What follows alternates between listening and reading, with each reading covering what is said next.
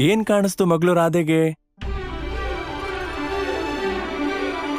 ಕೃಷ್ಣ.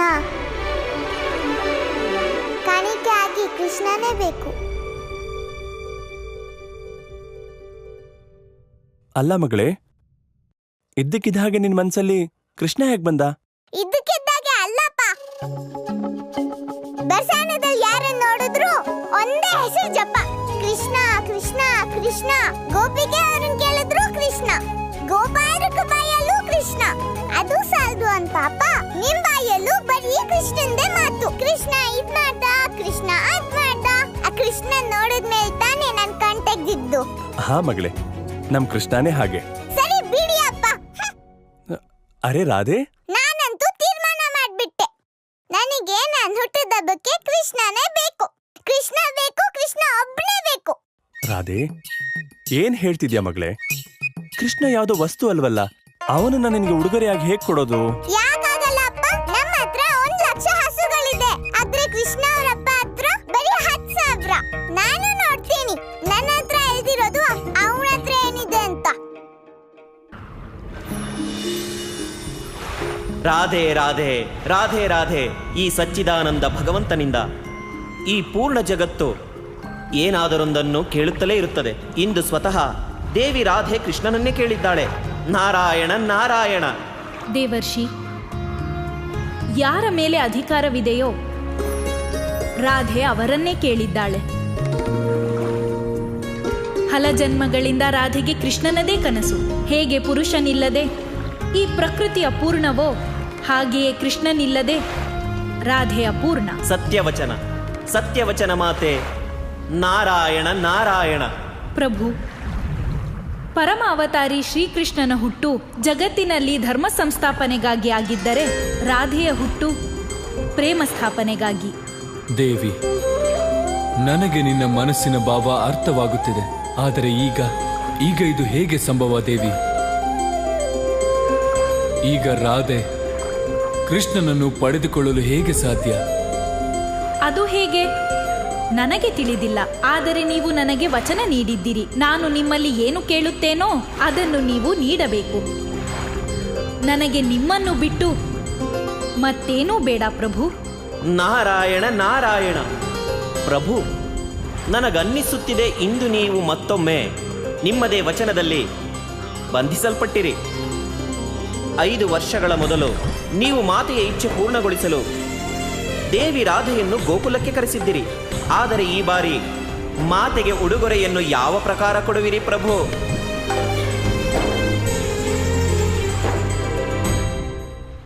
ಕೃಷ್ಣ, ನಿನ್ನ ಕೊಳಲಿಂದ ಈಗ ಏನೂ ಉಪಯೋಗ ಇಲ್ಲ. ಇದ್ರಲ್ಲಿ ಊದಿದ್ರೆ ಗಾಳಿ ಬರುತ್ತೆ ಅಷ್ಟೇ, ಮತ್ತೇನೂ ಇಲ್ಲ. ಹಾಗಾದ್ರೆ ನೀನು ಇದರಿಂದ ಮಧುರ ಧ್ವನಿ ಹೇಗೆ ಮೂಡಿಸೋದು? ಈ ತರ ಊದ್ಬೇಕು.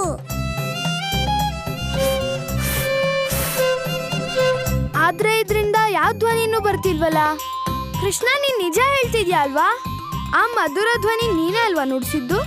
ಅಥವಾ ಅಣ್ಣ, ನಿನ್ ತಮ್ಮನ್ ಪ್ರತಿಭೆ ಮೇಲೆ ಅನುಮಾನ ಪಡ್ತಿದ್ಯಾ ಅಲ್ವಾ? ಇಲ್ಲ ಕೃಷ್ಣ, ನಾನ್ ನಿನ್ ಪ್ರತಿಭೆ ಮೇಲೆ ಅನುಮಾನ ಪಡ್ತಿಲ್ಲ. ನಂಗ್ ಗೊತ್ತು ನನ್ ತಮ್ಮ ಎಷ್ಟು ಪ್ರತಿಭಾವಂತ ಅಂತ. ಆದ್ರೆ ಅದು ಸುಳ್ಳು ಹೇಳೋದ್ರಲ್ಲಿ. ಅಣ್ಣ, ನಿನ್ಗನ್ಸುತ್ತ ನಾನ್ ಯಾರಿಗಾರು ಮೋಸ ಮಾಡ್ತೀನಂತ? ನಂಗೇನ್ ಅನಿಸ್ತಿದೆ ಗೊತ್ತಾ ಕೃಷ್ಣ? ನನಗ್ ನಿನ್ ಮೇಲೆ ಪೂರ್ತಿ ನಂಬಿಕೆ ಇದೆ. ನೀನು ಮೋಸ ಮಾಡಿದ್ಯಾ. ಅಣ್ಣ, ನಾವು ನಿಮ್ಮ ಮಾತು ಒಪ್ಪಲ್ಲ. ಕೃಷ್ಣ ಯಾವಾಗ್ಲೂ ಮೋಸ ಮಾಡಲ್ಲ. ಇದರ ಅರ್ಥ ಏನಂದ್ರೆ ಅವನ್ ಯಾವಾಗಾದ್ರೂ ಒಂದ್ಸಲ ಸುಳ್ಳು ಹೇಳೇ ಹೇಳ್ತಾನೆ ಅಲ್ವಾ ಮಧುಮಂಗಲ? ಕೃಷ್ಣ, ನಾವ್ ಹೇಳಿದ ಹಾಗಲ್ಲ. ನಾವು ನಿನ್ನ ಗೆಳೆಯರಲ್ವಾ? ಅದಕ್ಕೆ ನಮ್ಗೆ ನಿನ್ ಮೇಲೆ ಪೂರ್ತಿ ನಂಬಿಕೆ ಇದೆ. ಹಾಗಾದ್ರೆ ಈ ಕೊಳಲನ್ನ ನೀನೇ ನುಡ್ಸಿದ್ದ? ಆದ್ರೆ ಇದನ್ನ ನಾನು ಒಪ್ಕೊಳ್ಳಲ್ಲ. ಅಪ್ಪ ಹೇಳ್ತಿರ್ತಾರೆ, ಯಾವ್ದೇ ಪರೀಕ್ಷೆ ಮಾಡ್ದೆ ಗುರುನ ಗುರು ಅನ್ಕೋಬಾರ್ದು. ಇವಾಗ ನಾನು ಒಪ್ಕೋಬೇಕು ಅಂದ್ರೆ ನನ್ ಮುಂದೆ ಈ ಕೊಳಲನ್ನ ನುಡಿಸಿ ತೋರಿಸ್ಬೇಕು.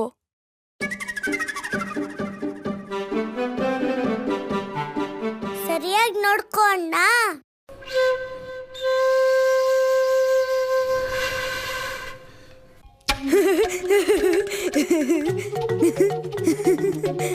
ಕೃಷ್ಣ, ಕೃಷ್ಣ, ಇಲ್ಲಿ ಕೊಳಲು ಇದೆ, ನೀನು ಇದ್ಯಾ, ಆದ್ರೆ ಧ್ವನಿ ಮಾತ್ರ ಬರ್ತಿಲ್ವಲ್ಲ. ಈಗೇನ್ ಹೇಳ್ತೀಯ ಕೃಷ್ಣ?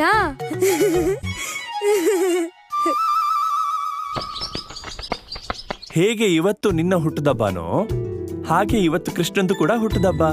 ನೀನು ಕೃಷ್ಣನ ಬಿಟ್ಟು ಬೇರೆ ಏನಾದ್ರೂ ಕೇಳು. ಅಪ್ಪ, ರಾಧೆ ತೀರ್ಮಾನ ಮಾಡಾಯ್ತು. ನಂಗೆ ಕೃಷ್ಣನ್ ಬಿಟ್ಟು ಏನು ಬೇಡ, ಏನು ಬೇಕಾಗಿಲ್ಲ. ರಾಧಾ, ನಮ್ ರಾಧೆ ಹೇಳಿದ್ದು ಸರಿಯಾಗೇ ಇದೆ. ಯಾರಪ್ಪನ ಹತ್ರ 1,00,000 ಹಸುಗಳಿದ್ಯೋ ಅವ್ರು ರಾಧೆಗೆ ಒಂದು ಉಡುಗೊರೆನೂ ಕೊಡಕ್ಕಾಗ್ದಿದ್ರೆ ಏನ್ ಲಾಭ? ಸರಿಯಾಗಿ ಹೇಳಿದ್ರಿ. ನನ್ ಮಾತಿಲ್ಲಿ ಯಾರಿಗೂ ಅರ್ಥನೇ ಆಗ್ತಿಲ್ಲ. ಅರೆ ಆದ್ರೆ ರಾಧೆ, ನಾನ್ ಕೃಷ್ಣನ ಹೇಗೆ? ಅಪ್ಪ, ನನಗ್ ಮಾತಾಡಿ ಆಡಿ ಆಯಾಸಾಗಿದೆ. ನೀವು ನಂಗೆ ಕೃಷ್ಣನ ತಂದ್ಕೊಟ್ರೆ ನಾನ್ ನನ್ನ ಹುಟ್ಟುದಬ್ಬ ಮಾಡ್ಕೊಂತೀನಿ. ಇಲ್ಲ ಅಂದ್ರೆ ನನಗೆ ಹುಟ್ಟುದಬ್ಬ ಬೇಕಾಗಿಲ್ಲ. ರಾಧೆ ಮಗಳೇ. ಅಪ್ಪ, ನನ್ನ ಹೆಸರು ರಾಧೆ. ನಾನು ಈಗ ಮಲಗ್ತಿದ್ದೀನಿ. ನನಗೆ ಬೇಕಾಗಿರೋ ಕೃಷ್ಣ ಸಿಗೋವರೆಗೂ ನಾನು ಯಾರು ಎಬ್ಬಿಸ್ಬಾರ್ದು. ನಿಮ್ಮಗಳು ಇವಳ ಅಪ್ಪನ ಹತ್ರ 1,00,000 ಹಸು ಇವೆಯಲ್ಲ, ಈಗ ಕೃಷ್ಣನ ನೀವೇ ತಂದ್ಕೊಡಿ.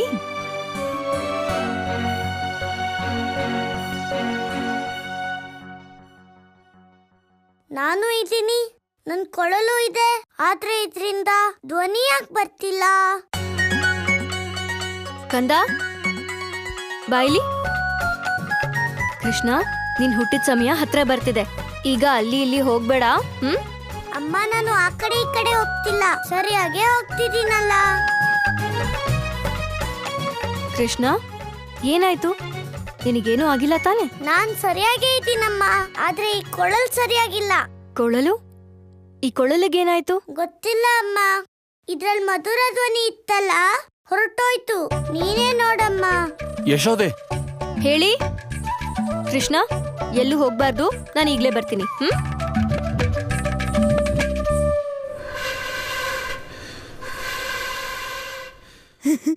ಏನಾಯ್ತು ಕೃಷ್ಣ? ಇನ್ನು ನಿನ್ ಕೊಳಲಲ್ಲಿ ಧ್ವನಿ ಬರ್ತಿಲ್ವಾ?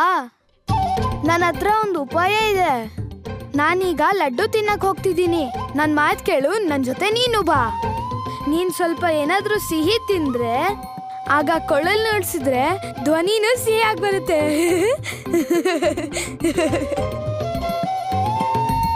ಅದೇನ್ ಬೇಕಾದ್ರೂ ಆಗ್ಲಿ, ಕೊಳಲನ್ನ ನಾನು ನುಡಿಸ್ಲೇಬೇಕು.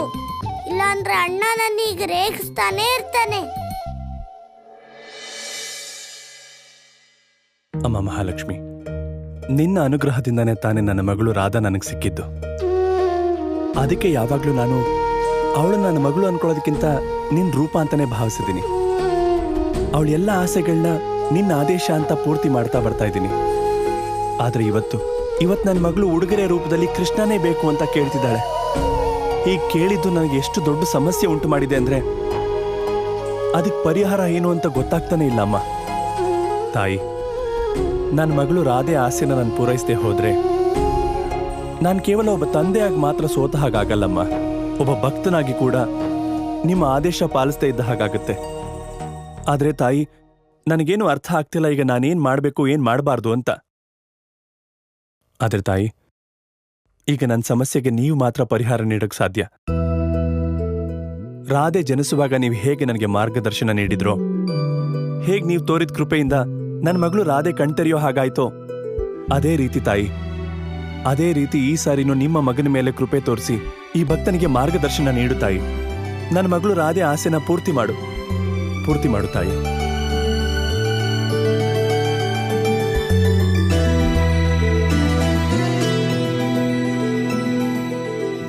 ನಾರಾಯಣ ನಾರಾಯಣ. ಪ್ರಭು, ವೃಷಭಾನು ಪ್ರಾರ್ಥನೆಯನ್ನೇನೋ ಮಾತೆ ಲಕ್ಷ್ಮಿಯಲ್ಲೇ ಮಾಡುತ್ತಿದ್ದಾನೆ. ಆದರೆ ಅವನ ಈ ಪ್ರಾರ್ಥನೆಗೆ ಉತ್ತರವನ್ನು ನೀವೇ ನೀಡಬೇಕಾಗುತ್ತದೆ ಪ್ರಭು.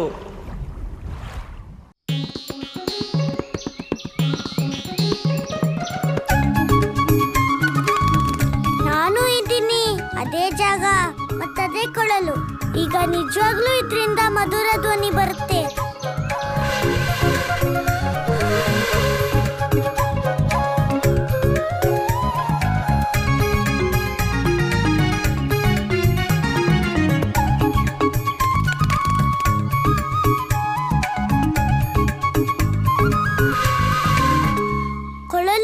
ಏನಾಯ್ತು ನಿಂಗೆ? ಅದೇ ಜಾಗದಲ್ಲಿದ್ದೀನಿ, ಆದ್ರೆ ನಿನ್ ಧ್ವನಿ ಎಲ್ಲೋಯ್ತು? ಈಗ ನಾನು ಅಣ್ಣಂಗೆ ಏನ್ ಹೇಳಿ? ಏನಾದ್ರೂ ಹೇಳು, ನೀನೆ ಏನಾದ್ರೂ ಹೇಳು. ಕೃಷ್ಣ, ನೀನು ಯಾವ ಸಂಗೀತದ ಸೃಷ್ಟಿ ಮಾಡಿರುವೆಯೋ ಅದು ಸಂಪೂರ್ಣ ಸೃಷ್ಟಿಯ ಗಾನ. ಈ ಎಲ್ಲಾ ಸ್ವರಗಳು ಸೃಷ್ಟಿಯಲ್ಲಿ ಮೊದಲೇ ಇದ್ದವು, ಆದರೆ ಭಿನ್ನ ಭಿನ್ನ ರೂಪಗಳಲ್ಲಿ. ಕೃಷ್ಣ, ನೀನು ಜಗತ್ತಿನ ಎಲ್ಲಾ ಮಧುರ ಧ್ವನಿಗಳನ್ನು ನಿನ್ನ ಕೊಳಲಿನ ಮೂಲಕ ಒಂದೇ ಸ್ವರವನ್ನಾಗಿಸಿರುವೆ. ಇದು ಸಾಧ್ಯವಾಗಿದ್ದು ಏಕೆಂದರೆ ಸರ್ವಪ್ರಥಮವಾಗಿ ನೀನು ಆ ಎಲ್ಲಾ ಧ್ವನಿಗಳನ್ನು ನಿನ್ನ ಅಂತರಾತ್ಮದಲ್ಲಿ ಧಾರಣೆ ಮಾಡಿರುವೆ. ಈಗ ಅರ್ಥ ಆಯ್ತು, ಸಂಗೀತ ಕೊಳಲಲ್ಲಿಲ್ಲ, ನನ್ನೊಳಗೆ ಇದೆ. ಎಲ್ಲಿ ತನಕ ಇಲ್ಲಿರೋ ಎಲ್ಲ ಧ್ವನಿಗಳನ್ನ ನಾನು ಅರ್ಥ ಮಾಡ್ಕೊಳ್ಳಲ್ವೋ ಅಲ್ಲಿ ತನಕ ಕೊಳಲನ್ನ ನುಡ್ಸಲ್ಲ.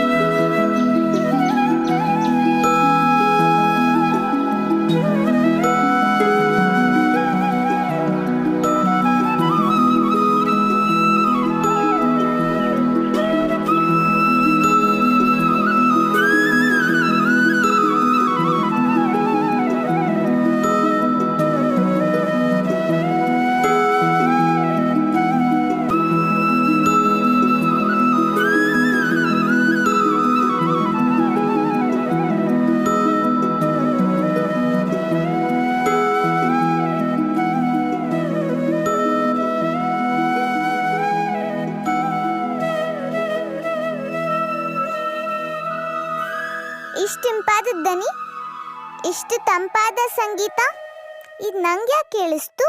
ನಾನು ರಾಧೆ ಅಲ್ವಾ? ನಾನು ಹೇಳಿದ್ದೆ ಮಾತು, ಬೇರೆ ಯಾರ ಮಾತು ಕೇಳಲ್ಲ.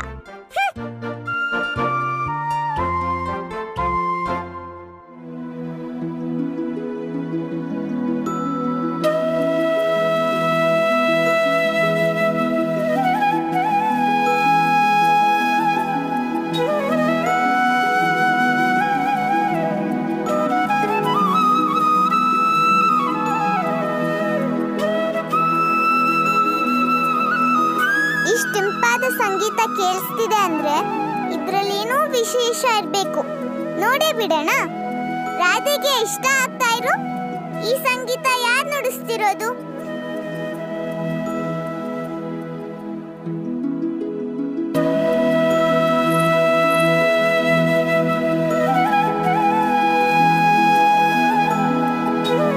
ನಂಗ್ ಅನ್ಸ್ತಿದೆ ಈ ಸಂಗೀತ ನನ್ನ ಕರೀತಿದೆ ಅಂತ.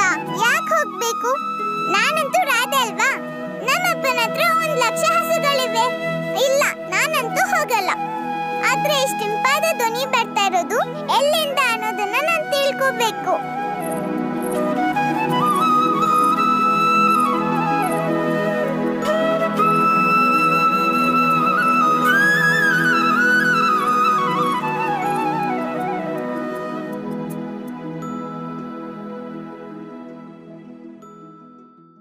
ಏನಾಯ್ತು ಕೀರ್ತಿ? ಈಗಷ್ಟೇ ರಾಧೆ ಹೊರಗಡೆ ಹೋದ ಹಾಗೆ ಅನ್ನಿಸ್ತು. ಏನ್ ಕೀರ್ತಿ ನೀನು? ಅಮ್ಮನಿಗಿಂತ ದೊಡ್ಡವಳು ಈ ಅತ್ತೆ. ನಾನು ನನ್ನ ರಾಧೆನ ತುಂಬಾ ಚೆನ್ನಾಗಿ ಅರ್ಥ ಮಾಡ್ಕೊಂಡಿದ್ದೀನಿ. ಅವಳು ಬಯಸೋ ಉಡುಗೊರೆ ಅವಳಿಗೆ ಸಿಗೋವರೆಗೂ ಅವಳು ಕೋಣೆಯಿಂದ ಹೊರಗಡೆ ಬರೋ ಮಾತೇ ಇಲ್ಲ. ಈ ರಾಧೆ ಅಂತೂ ದೊಡ್ಡೋಳು ಆಗ್ತಾ ಆಗ್ತಾ ಅಷ್ಟೇ ಹಾಳಾಗ್ತಿದ್ದಾಳೆ. ಕೇಳೋ ಮಾತಾ ಅದು? ಕೃಷ್ಣ ಬೇಕು ಅಂದ್ಲಲ್ಲ, ಎಲ್ಲಿಂದ ತರೋದು ಕೃಷ್ಣನ?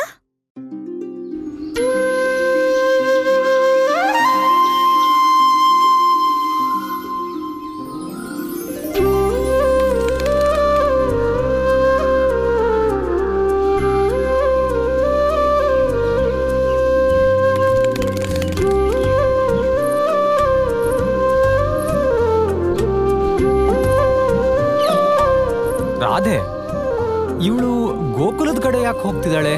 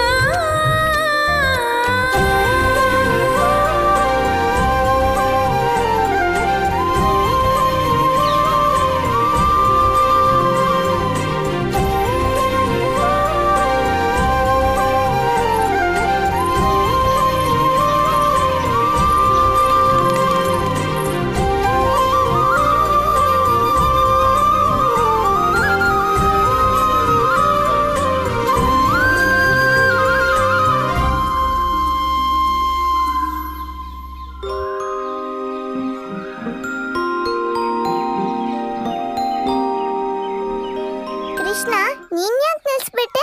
ನೋಡು, ನಿನ್ ಸಂಗೀತ ಕೇಳಕ್ ನಾನೇ ಬಂದಿದ್ದೀನಿ. ನುಡ್ಸು, ನೀನ್ ನುಡ್ಸೋದನ್ನ ಕೇಳೋಣ. ಹೌದಾ? ಹಾಗಾದ್ರೆ ಅರ್ಥ ಆಯ್ತು. ನನ್ ಕೊಳಲಿನ ಧ್ವನಿ ತುಂಬಾ ಚೆನ್ನಾಗಿದೆ ಅಲ್ವಾ ಗೋಪಿಕೆ? ನಾನ್ ಆತರ ಹೇಳಿಲ್ಲ. ನಾನೇನ್ ಸಾಮಾನ್ಯ ಗೋಪಿಕೆ ಅಲ್ಲ. ನಮ್ಮಪ್ಪನ ಹತ್ರ 1,00,000 ಹಸುಗಳಿವೆ. ನಿನ್ ಸಂಗೀತ ಚೆನ್ನಾಗಿದ್ಯೋ ಇಲ್ವೋ ಅಂತ ನಾನ್ ಮೊದ್ಲು ಕೇಳಿಸ್ಕೊಂಡ್ ಹೇಳ್ತೀನಿ. ಅಲ್ಲಿವರೆಗೂ ನಿನ್ ಕೊಳಲ್ ನುಡ್ಸು.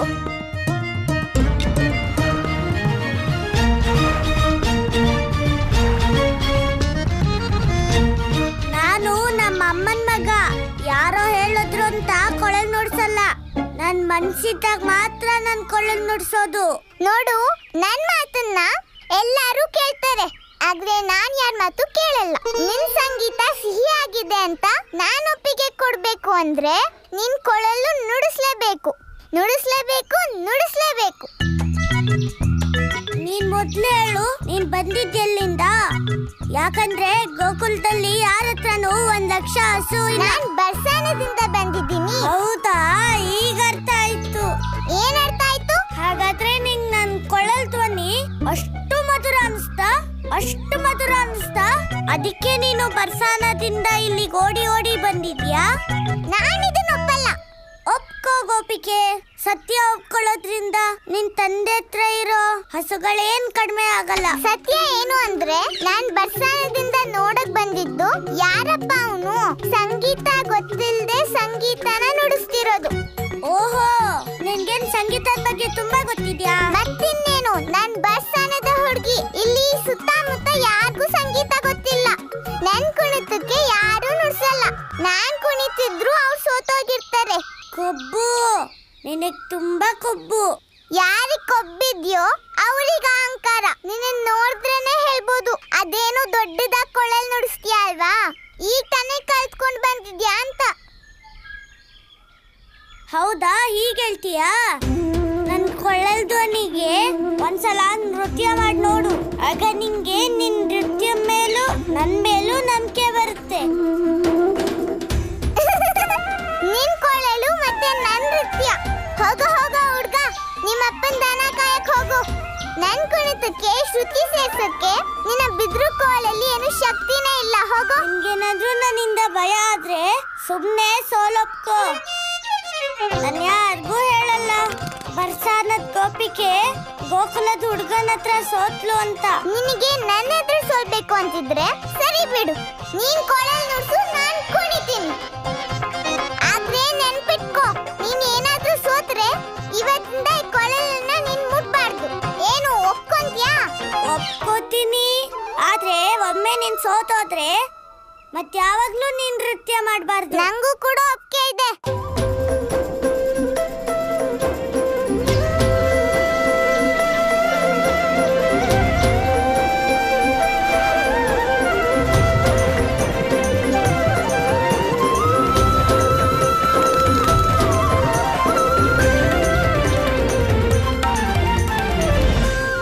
ನಾರಾಯಣ ನಾರಾಯಣ. ಪ್ರಭು, ಕೃಷ್ಣ ಹಾಗೂ ದೇವಿ ರಾಧೆಯ ಮಧ್ಯೆ ಮನಸ್ತಾಪ, ಇಷ್ಟೊಂದು ಜಗಳವೇ? ಪ್ರಭು, ಪರಮಾವತಾರಿ ಶ್ರೀಕೃಷ್ಣ ಹಾಗೂ ದೇವಿ ರಾಧೆ ಮಾತು ಮಾತಿಗೂ ಒಬ್ಬರಿಗೊಬ್ಬರು ಈ ರೀತಿ ಜಗಳವಾಡಿದರೆ ಅವರು ಈ ಜಗತ್ತಿನಲ್ಲಿ ಪ್ರೇಮದ ಸ್ಥಾಪನೆ ಹೇಗೆ ಮಾಡುತ್ತಾರೆ ಪ್ರಭು? ದೇವರ್ಷಿ, ರಾಧಾ ಮತ್ತು ಕೃಷ್ಣನ ಮಧ್ಯ ಮತಭೇದವಿದೆ ನಿಜ, ಆದರೆ ಮನಭೇದವಿಲ್ಲ. ನನಗೇನು ತಿಳಿಯುತ್ತಿಲ್ಲ ಪ್ರಭು. ದೇವರ್ಷಿ, ಪ್ರೇಮವೆನ್ನುವುದು ಎಷ್ಟು ವ್ಯಾಪಕವೆಂದರೆ ಅದು ವಿಭಿನ್ನ ಮತ ಮತ್ತು ವಿಚಾರಗಳನ್ನು ತನ್ನಲ್ಲೇ ವಿಲೀನಗೊಳಿಸಿಕೊಳ್ಳುತ್ತದೆ. ಆದರೆ ಪ್ರಭು, ಪರಮಾವತಾರಿ ಶ್ರೀಕೃಷ್ಣ ಮತ್ತು ದೇವಿ ರಾಧೆಯ ಈ ಪರಮಲೀಲೆಯಿಂದ ಜಗತ್ತಿಗೇನು ಲಾಭವಾಗುತ್ತದೆ? ದೇವರ್ಷಿ, ರಾಧೆ ಮತ್ತು ಕೃಷ್ಣನ ಮನೋಭಾವದಲ್ಲಿ ಯಾವ ವಿಭಿನ್ನತೆ ಇದೆಯೋ ಅದೇ ವಿಭಿನ್ನತೆ ಮತ್ತು ಅಸಮಾನತೆ ಮನುಷ್ಯ ಸಮಾಜದಲ್ಲಿಯೂ ಇದೆ. ರಾಧಾ ಮತ್ತು ಕೃಷ್ಣನ ಪರಮ ಲೀಲೆಯಿಂದ ಜಗತ್ತಿಗೆ ತಿಳಿಯುತ್ತದೆ, ನಾವು ಕೇವಲ ಮತ್ತೊಬ್ಬರ ವಿಭಿನ್ನತೆಯನ್ನು ಪ್ರೇಮಿಸುವುದೊಂದೇ ಅಲ್ಲ, ಜೊತೆಗೆ ವಿಭಿನ್ನತೆ ಎಷ್ಟು ದೊಡ್ಡದಿರುವುದೋ ಪ್ರೇಮವು ಅಷ್ಟೇ ಗಾಢವಾಗಿರುವುದು. ನಾರಾಯಣ ನಾರಾಯಣ. ಸತ್ಯವಚನ ಪ್ರಭು, ಸತ್ಯವಚನ. ನಾನು ಸತ್ಯ ಹೇಳುತ್ತಿರುವೆನಲ್ಲ?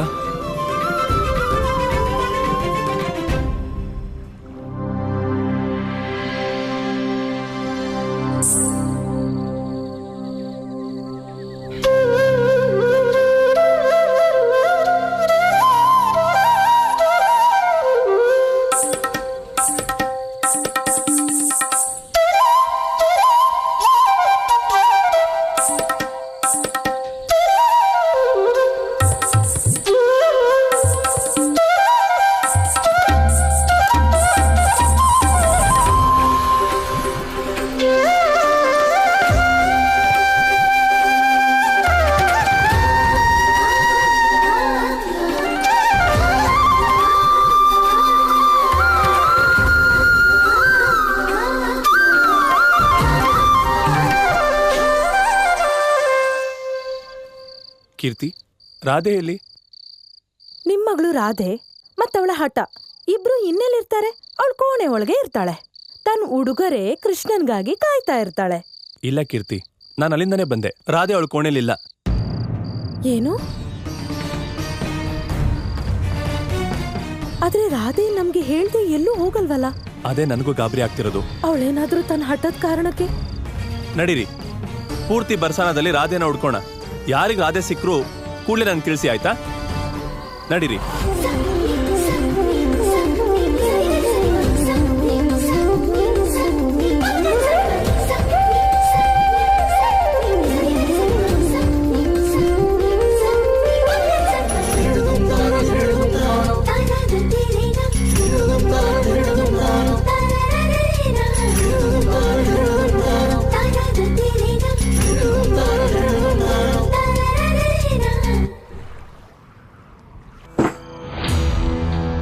ಕಂದ, ಕೃಷ್ಣ, ಕೃಷ್ಣ ಎಲ್ಲಿ ಹೋದ? ಕೃಷ್ಣ, ಕೃಷ್ಣ ಎಲ್ಲಿದ್ಯಾ ನೀನು? ಕೃಷ್ಣ, ಯಶೋದೆ, ಏನಾಯ್ತು ಕೃಷ್ಣಂಗೆ? ಕೃಷ್ಣ ಇಡೀ ಮನೇಲಿ ಎಲ್ಲೂ ಕಾಣಿಸ್ತಿಲ್ಲ. ನಾನು ಎಲ್ಲ ಕಡೆ ಹುಡುಕ್ದೆ. ನನ್ ಕಣ್ಣಗೇನೋ ಕಷ್ಟ ಎದುರಾಗಿರ್ಬೇಕು. ಯಶೋದೆ, ನಮ್ ಕೃಷ್ಣ ಗೋಕುಲ್ದವ್ರನ್ನೆಲ್ಲ ಅಷ್ಟು ದೊಡ್ಡ ಅಪಾಯದಿಂದ ಕಾಪಾಡ್ದವನು. ಅವನಿಗೆ ಯಾವ ಅಪಾಯನೂ ಆಗಲ್ಲ. ಯಾಕಿಷ್ಟು ಯೋಚನೆ ಮಾಡ್ತಿದ್ಯಾ? ಇಲ್ಲ ರೋಹಿಣಿ ಅಕ್ಕ, ಕೃಷ್ಣ ಕೊಳಲಿನ ಬಗ್ಗೆ ಏನೋ ಹೇಳ್ತಾ ಇದ್ದ, ಆದ್ರೆ ನಾನೇನು ಕೇಳಿಸ್ಕೊಳ್ಳೇ ಇಲ್ಲ. ಎಂಥ ತಾಯಿ ನಾನು. ಯಶೋದೆ, ಚಿಂತೆ ಮಾಡ್ಬೇಡ, ಅವನು ಖಂಡಿತ ಇಲ್ಲೇ ಎಲ್ಲೋ ಇರ್ತಾನೆ. ಬನ್ನಿ, ಎಲ್ರೂ ಸೇರ್ಕೊಂಡು ಕೃಷ್ಣನ್ ಹುಡ್ಕೋಣ.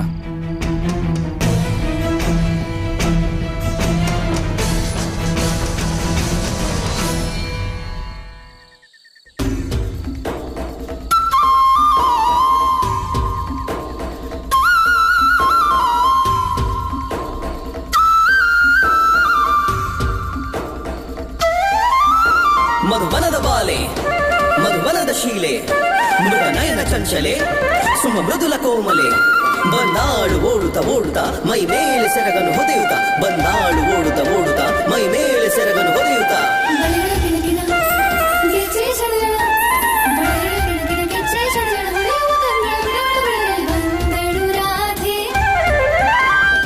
ಕೃಷ್ಣ ಕೃಷ್ಣ ಕೃಷ್ಣ ಕೃಷ್ಣ ಕೃಷ್ಣ ಕೃಷ್ಣ ಮಗಳೇ ರಾಧೆ ರಾಧೆ ಪುಟ್ಟ ಮಗಳೇ ನೀನೇನ್ ಹೇಳ್ತೀಯೋ ಅದನ್ನ ನಾನು ಕೇಳ್ತೀನಮ್ಮ.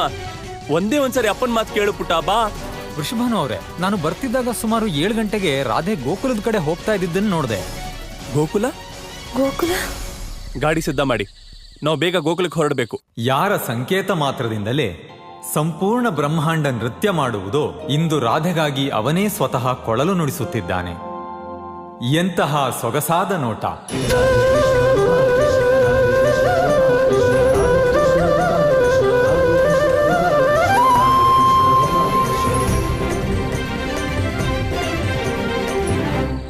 ಕೃಷ್ಣ ಕೃಷ್ಣ ಕೃಷ್ಣ ಕೃಷ್ಣ ಕೃಷ್ಣ ಕೃಷ್ಣ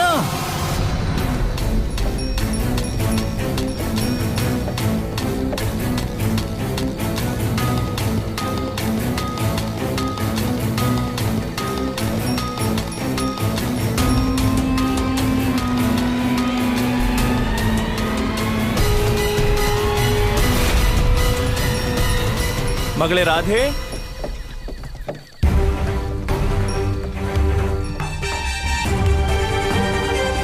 ರಾಧೆ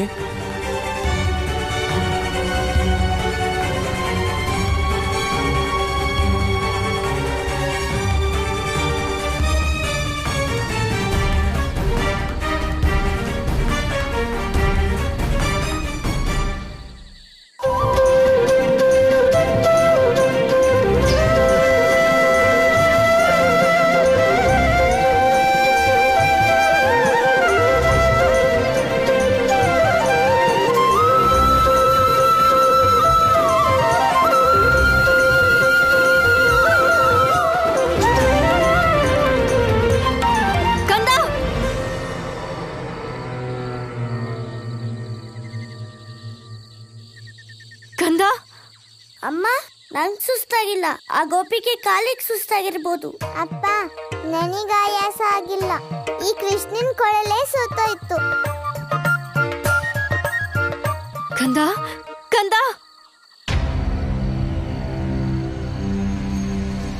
ಕಂದ ಕೃಷ್ಣ ಕಂದ ಕಣ್ಬಿಡು ಕಂದ.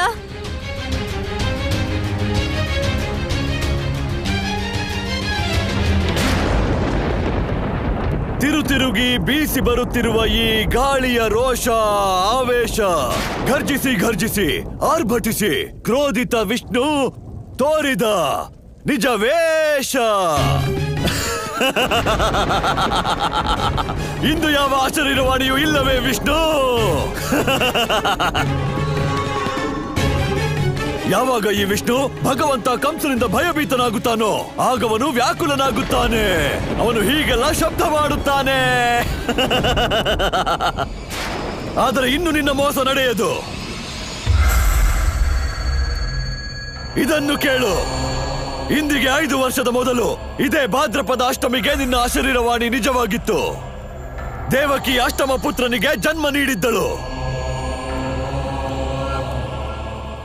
ಅವನು ಇದೇ ದಿನ ಜನಿಸಿದ್ದನು ಹಾಗೂ ಹಿಂದೆ ಸಾಯುತ್ತಾನೆ.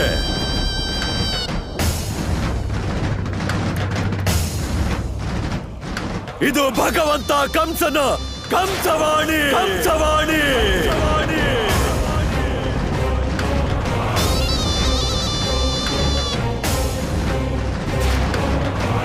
ಭಗವಂತ, ಹಾಗಾದ್ರೆ ಇಂದು ರಾತ್ರಿ ನಮ್ಮೆಲ್ಲರ ಚಿಂತೆಗೆ ಸಮಾಪ್ತಿಯೇ? ಇಲ್ಲ ಇಲ್ಲ ಅಸ್ತಿ, ಚಿಂತೆಯಲ್ಲ, ಆನಂದ.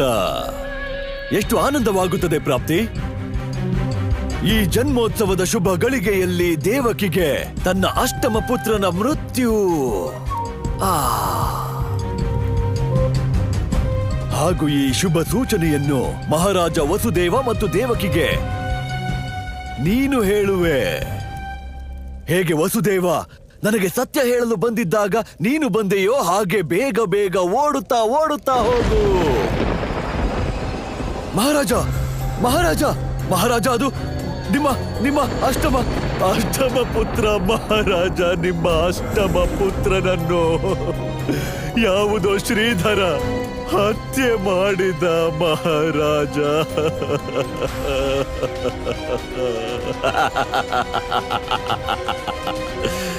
ಶ್ರೀಧರ,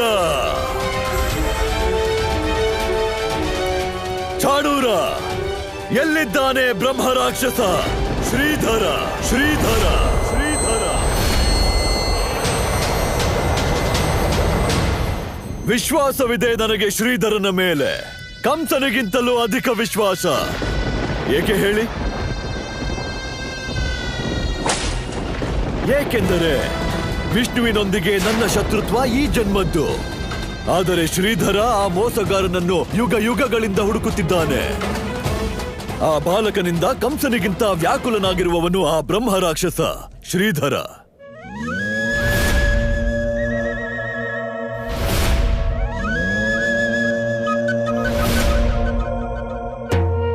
ಮೃತ್ಯುವು ಅವನ ಸಮ್ಮುಖ ಬಂದರೆ ಅವನು ಮೃತ್ಯುವನ್ನು ಪರಾಜಿತಗೊಳಿಸಿ ದೇವಕಿಯ ಅಷ್ಟಮ ಸಂತಾನವನ್ನು ಅವಶ್ಯ ಹುಡುಕುತ್ತಾನೆ. ನಾರಾಯಣ ನಾರಾಯಣ.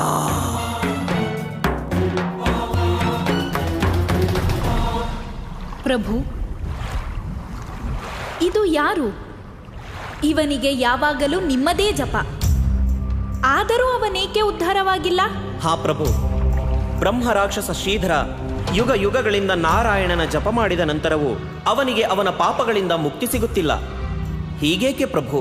ದೇವರ್ಷಿ, ಮನುಷ್ಯನ ಕರ್ಮ ಯಾವತ್ತೂ ಅವನನ್ನು ಬಿಡುವುದಿಲ್ಲ. ಬೇಕಿದ್ದರವನು ಯಾವುದೇ ಕಾಲದಲ್ಲಿ ಯಾವುದೇ ಯುಗದಲ್ಲಿ ಪಾಪ ಮಾಡಿರಲಿ, ಅವನು ಅದರ ಫಲವನ್ನು ಅನುಭವಿಸಲೇಬೇಕು. ಶ್ರೀಧರನು ಎಂಥ ಪಾಪ ಮಾಡಿದ್ದಾನೆಂದರೆ ಸಮಯದ ಜೊತೆಗೆ ಅವನ ಪಾಪವು ಹೆಚ್ಚಾಗುತ್ತದೆ.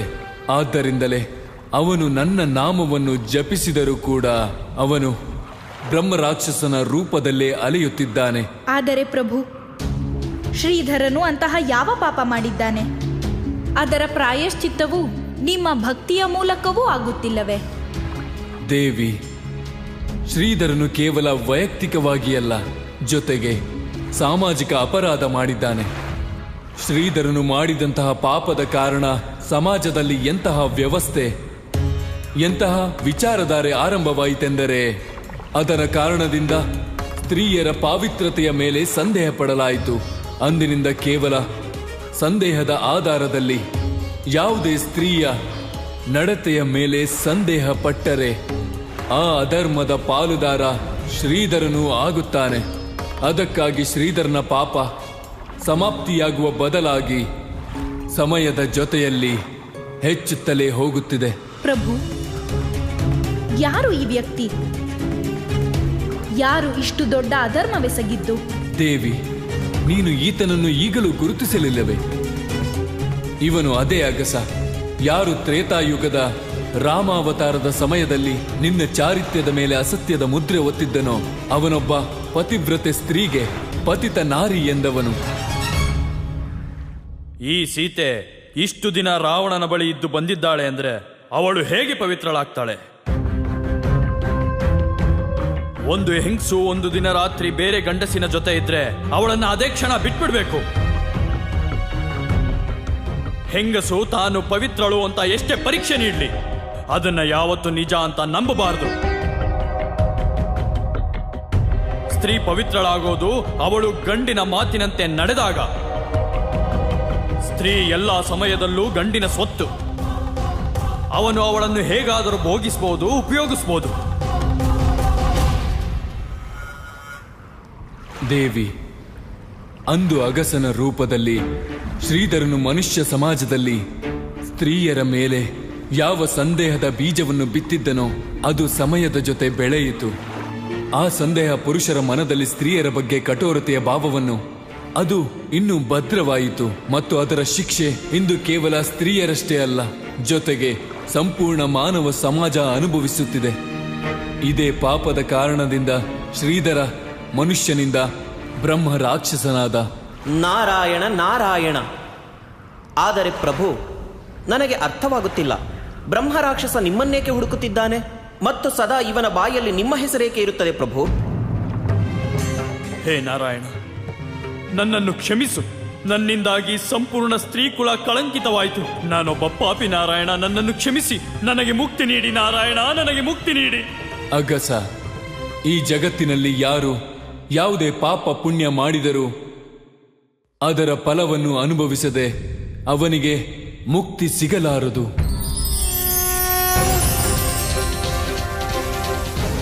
ನಾರಾಯಣ ನಾರಾಯಣ, ನನ್ನನ್ನು ಬಿಟ್ಟು ಹೋಗಬೇಡಿ ನಾರಾಯಣ. ಈ ಪಾಪಿ ಜನ್ಮದಿಂದ ನನಗೆ ಮುಕ್ತಿ ನೀಡಿ.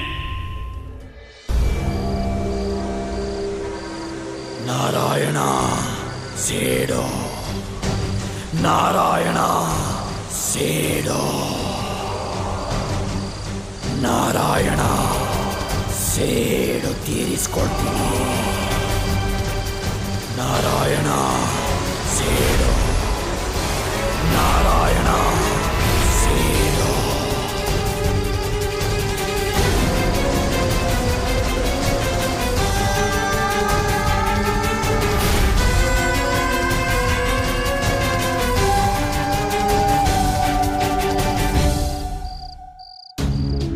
ಕಣ್ಬಿಡು ಕೃಷ್ಣ, ಕಂದ. ಮಗಳೇ ರಾಧೆ, ಮಗಳೇ ಕಣ್ಬಿಡಮ್ಮ, ನಿನ್ನ ಅಪ್ಪ ನಿನ್ ಜೊತೆಗಿದ ನೋಡು. ಕೃಷ್ಣ ಕೃಷ್ಣ ಕೃಷ್ಣ, ಕಂದ ಕಣ್ಬಿಡು ಕಂದ, ನಾನು ನಿನ್ ಪಕ್ಕದಲ್ಲೇ ಇದ್ದೀನಿ. ಕಣ್ಬಿಡು. ರಾಧೆ, ಏನಾಯ್ತಮ್ಮ? ಮಗಳೇ ಕಣ್ಬಿಡಮ್ಮ.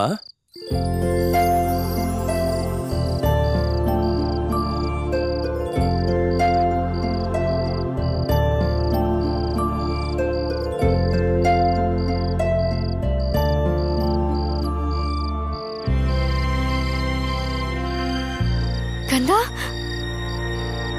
ನಿನಗೇನು ಆಗಿಲ್ಲ ಅಲ್ವಾ ಕಂದ? ಹಾ ಅಮ್ಮ, ನನ್ಗೇನು ಆಗಿಲ್ಲ. ಆ ಗೋಪಿಕೆಗೆ ಏನಾದ್ರೂ ಆಗಿದ್ಯಾ? ಅಪ್ಪ, ಆ ಗೋಪಾಲ ಎಲ್ಲಿ? ಅಮ್ಮ, ಅವಳ ಕಾಲ್ಗಳಿಗೆ ಸುಸ್ತಾಗಿರ್ಬೇಕು. ಅಪ್ಪ, ಅವನು ಉಸಿರು ಕಟ್ಟಿರ್ಬೇಕು. ಹಾ ಅಮ್ಮ, ನಾನ್ ಮೊದ್ಲೇ ಗೋಪಿಕೆಗೆ ಹೇಳಿದ್ದೆ ನನ್ ಕೊಳಲ್ ಧ್ವನಿಗೆ ನೃತ್ಯ ಮಾಡೋಕೆ ಹಠ ಮಾಡ್ಬೇಡ ಅಂತ. ಅವ್ನ ನನ್ ಮಾತ್ ಕೇಳಲೇ ಇಲ್ಲ. ಅವಳಿಗೆ ಎಷ್ಟು ಹೇಳಿದ್ರು ಮಾತ್ ಕೇಳಲೇ ಇಲ್ಲ. ತುಂಬಾನೇ ಹಠ ಮಾಡ್ತಿದ್ಲು. ನಮ್ಮಪ್ಪನ ಹತ್ರ 1,00,000 ಹಸುಗಳಿವೆ ಅಂತ ನಾನು ಅವನಿಗೆ ಹೇಳ್ಬಿಟ್ಟೆ. ಆದ್ರೆ ಅವನು 1,00,000 ಹಸುಗಳು ನೋಡಿದ್ರೆ ತಾನೆ. ಜಂಬದ್ ಗೋಪಿಕೆ, ಹಠಮಾರಿ ಕೃಷ್ಣ.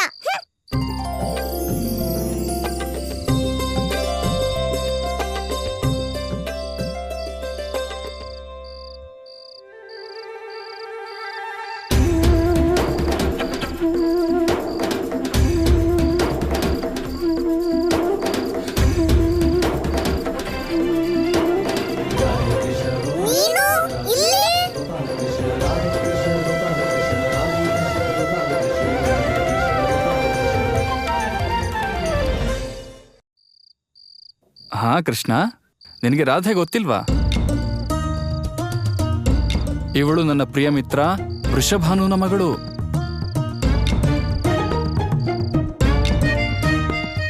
ಹೌದು, ಇವನು ಅದೇ ಕೃಷ್ಣ. ನೀನ್ ಮೊದ್ಲು ಕಣ್ಬಿಟ್ಟಾಗ ನೋಡಿದ್ದೆ ಇವನ್ನ. ಅಯ್ಯೋ ಕೃಷ್ಣ, ಇವಳು ಅದೇ ರಾಧೇನೆ.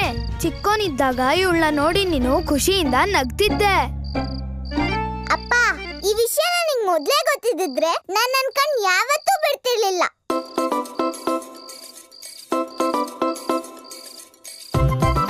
ಅಣ್ಣ, ನೀನ್ ಸರಿಯಾಗಿ ನೋಡಿಲ್ಲ ಅನ್ಸುತ್ತೆ. ನಾನ್ ಸಂತೋಷ ಪಡ್ಲಿಲ್ಲ, ನಾನಂತೂ ದುಃಖ ಪಡ್ತಿದ್ದೆ.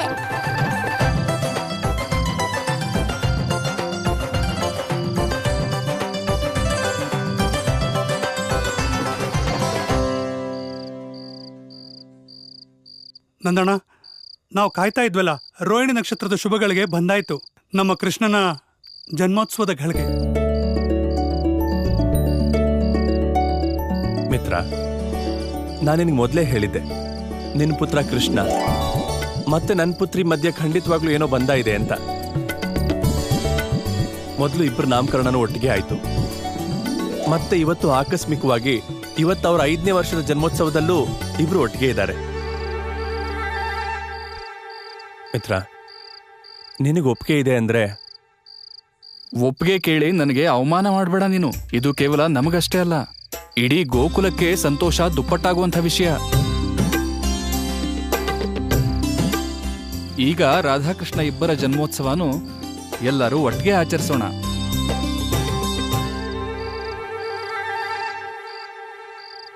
ಜಂಬದ್ರಾದೆ ಬಾಯ್ ಬಡ್ಕ ಕೃಷ್ಣ.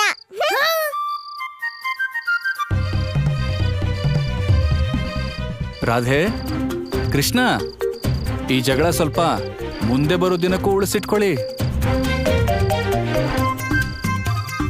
ಹಾ ರಾಧೆ, ಇವತ್ತು ನಿನ್ ಹುಟ್ಟಿದಬ್ಬ ಇದೆ. ಕೃಷ್ಣನೂ ನಿನ್ ಜೊತೆ ಇದ್ದಾನೆ. ಜನ್ಮೋತ್ಸವ ಆಚರಿಸ್ಬೋದಲ್ವಾ?